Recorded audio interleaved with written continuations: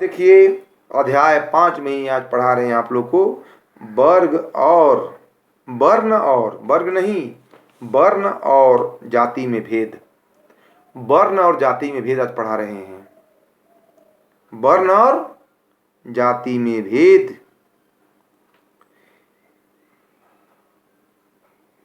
Difference between वर्ण and cast के बारे बता रहे हैं। अध्याय 5 में वर्ण और जाति में भेद। भेद क्या है? वर्ण और जाति को लोग एक ही मान लेते हैं। वर्ण और जाति को लोग एक ही मान लेते हैं, परंतु वास्तविकता यह है कि दोनों ही भिन्न अवधारणाएं हैं। दोनों क्या है? भिन्न, अलग अवधारणा है, अलग है दोनों। वर्ण शब्द की उत्पत्ति संस्कृत भाषा की व्री धातु से हुई है। मतलब वर्ण शब्द की उत्पत्ति संस्कृत भाषा के व धातु से हुई है। व धातु से हुई है। व धातु से हुई है। इस प्रकार वर्ण वह है जिसे व्यक्ति अपने कर्म और स्वभाव के अनुरूप चुनता है। क्या करता है? वर्ण शब्द की उत्पत्ति संस्कृत भाषा के व्री धातु से हुई है, व से, जिसका अर्थ चुनने, अपनाने या वर्ण करने से होता है। चुनने, अपनाने या वर्ण करने से होता है। समझ गए? इस प्रकार वर्ण वह है जिसे व्यक्ति अपने कर्म और स्वभाव के अनुसार चुनता है। प्राचीन हिंदू धर्म ग्रंथों के अनुसार वर्ण व्यवस्था परंपरागत भारतीय समाज का प्रतिनिधित्व करती है ना, संचालन करती है। भारतीय समाज का प्रतिनिधित्व करती है। इस व्यवस्था में व्यक्ति के कार्य और गुणों को अधिक महत्व प्रदान किया जाता है। इस अर्थ में वर्ण व्यवस्था कर्म प्रधान माना जाता है। कर्म फलेषु कदाचन, कर्म ही वर्ण व्यवस्था के निर्धारण का प्रमुख आधार है, मतलब बेस है। क्या है? बेस है, प्रमुख आधार माना जाता है। इसके अनुसार प्राचीन काल में वर्ण व्यवस्था का आधार प्रजातीय भिन्नताएं मानी जाती है। क्या मानी जाती है? प्रजातीय भिन्नता मानी जाती है। इस प्रकार जहाँ वर्ण व्यवस्था का आधार कर्म के आधार पर, वहाँ जाति व्यवस्था का आधार जन्म से माना जाता है। क्या से जाति व्यवस्था का आधार? वर्ण से माना जाता है। जाति व्यवस्था के अंतर्गत व्यक्ति की सामाजिक स्थिति व्यवसाय, विवाह आदि के आधार पर की जाती है। व्यवसाय मतलब बिजनेस व्यवस्था के अंतर्गत की जाती है। वर्ण और जाति दोनों ही व्यवस्थाओं का संबंध हिंदू समाज से माना जाता है। वर्ण और जाति का संबंध किससे माना जाता है? हिंदू समाज से माना जाता है। समझने वाली बात है। हिंदू समाज से इसका संबंध, रिलेशनशिप माना जाता है। यानी दोनों ही व्यवस्थाएं एक दूसरे से भिन्न है। क्या है? दोनों व्यवस्थाएं से दोनों अलग हैं, भिन्न है। इस भिन्नता को हम निम्न बिंदुओं पर स्पष्ट कर सकते हैं। इस भिन्नता को हम अलग अलग तरह से बता सकते हैं। ए में क्या है? वर्ण का आधार कर्म है। एक में क्या है? वर्ण का आधार क्या है? कर्म है। वही जाति का आधार जन्म होता है। बहुत सोचने वाली बात है। फर्स्ट पॉइंट में वर्ण का आधार कर्म है और जाति का आधार जन्म होता है। समझ गए? दूसरा है, वर्ण व्यवस्था की प्रकृति लचीली होती है।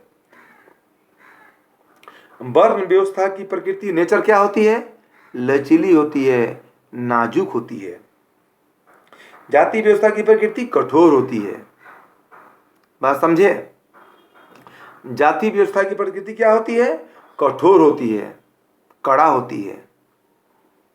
तीसरा में आइए, वर्ण जहां संख्या में मात्र 4 प्रकार की होती है। ब्राह्मण, क्षत्रिय, वैश्य और शूद्र। वर्ण 4 प्रकार की होती है। कौन कौन? वर्ण 4 प्रकार की होती है। ब्राह्मण, क्षत्रिय, वैश्य और शूद्र। आप कहीं पाइएगा गीता में, रामायण मार्ग में। फर्स्ट में ब्राह्मण, सेकंड में क्षत्रिय, तीसरा में वैश्य और चौथा में शूद्र। वही जातियों की संख्या हजारों में है। प्रत्येक जाति अनेक उपजातियों में विभक्त है। प्रत्येक जाति अनेक उपजातियों में विभक्त है, बटा हुआ है। हर कोई जानता है बटा हुआ है उसको। चौथा पॉइंट है, शाब्दिक अर्थ के आधार पर जाति और वर्ण में भेद पाया जाता है। शाब्दिक अर्थ में जाति और वर्ण में क्या पाया जाता है? भेद, भिन्नता, डिफरेंट पाया जाता है। जहाँ वर्ण शब्द की उत्पत्ति संस्कृत भाषा की वी धातु से हुई है, जिसका तात्पर्य चुनने या अपनाने से है, जबकि जाति शब्द की उत्पत्ति संस्कृत की जन धातु से हुई है, जिसका अभिप्राय अर्थ जन्म से होता है। क्या से होता है? जन्म से होता है। 5वां पॉइंट है, वर्ण व्यवस्था समानता की नीति पर आधारित होती है। वर्ण व्यवस्था किस में होती है? समानता की नीति पर आधारित होती है। कौन? वर्ण। क्योंकि यह कर्म प्रधान होता है। व्यक्ति अच्छे कर्म करके उच्च वर्ण की सत्ता प्राप्त कर लेती है। समझने वाली बात है। जबकि इसके विपरीत जाति व्यवस्था असमानता पर आधारित है, जिसमें सामाजिक गतिशीलता का पूर्णतः अभाव पाया जाता है। सोशल मोबिलिटी, सामाजिक गतिशीलता का इंग्लिश क्या हुआ? सोशल मोबिलिटी की समानता प्रधानता पाई जाती है। 6वां पॉइंट है, वर्ण व्यवस्था में जहाँ खुलापन पाया जाता है। क्या पाया जाता है वर्ण व्यवस्था में? खुलापन, डिफरेंट, ओपन, फ्रैंक पाया जाता है। जबकि जाति व्यवस्था पूर्णतः अपरिवर्तनशील और बंद व्यवस्था है, जिसमें खान पान, व्यवसाय, विवाह आदि से जुड़े अनेक प्रतिबंध पाए जाते हैं। अब 7वां पॉइंट में आइए, वर्ण व्यवस्था जहाँ तक अति प्राचीन व्यवस्था है। वर्ण व्यवस्था का है? अति प्राचीन व्यवस्था है। जाति व्यवस्था की उत्पत्ति अपेक्षाकृत बहुत समय पश्चात हुई है। कुछ विद्वान तो वर्ण व्यवस्था के विकृत रूप को ही जाति व्यवस्था के रूप में परिभाषित किया है। क्या है? परिभाषित किया है। बताया गया है कि जाति व्यवस्था क्या है। ये 7वां पॉइंट बहुत सोचने वाली बात है। जाति व्यवस्था को क्या किया है? बहुत विद्वान में अलग तरह से इसको परिभाषित किया है। इसको बताया गया है, समझाया गया है कि देखिए, जाति व्यवस्था की उत्पत्ति अपेक्षाकृत बहुत समय पश्चात हुई है, बहुत समय के बाद हुई है। सोचने वाली बात है। क्या हुए है? बहुत समय के बाद हुई है। अब इसको हम समझेंगे, जाति व्यवस्था वर्ण, आधार, कर्म, जन्म, जाति के आधार पर होता है। ये सोचने वाली बात है। वर्ण और जाति में भेद आपको पढ़ा रहे हैं। क्या भेद है? क्या अंतर है? इसको बहुत ही अच्छा तरह से लिखिएगा कि वर्ण और जाति में हमें भिन्नता काफ़ी देखने को मिलता है। इसमें आएगा क्वेश्चन, वर्ण और जाति भेद में क्या अंतर है। फिर इसी में आएगा अथवा करके, वर्ण और जाति भेद से क्या समझते हैं। फिर इसी में आएगा अथवा में, वर्ण और जाति भेद में का कोई परिभाषा लिखिए। क्या समझते, क्या अर्थ, क्या अभिप्राय है। एग्जामिनर कई तरह से पूछता है। आंसर क्या होगा? एक होगा आंसर। ध्यान दीजिएगा, अंतर डिफरेंट जो बता दिए आपको। आप उपयुक्त इसको लिखिएगा।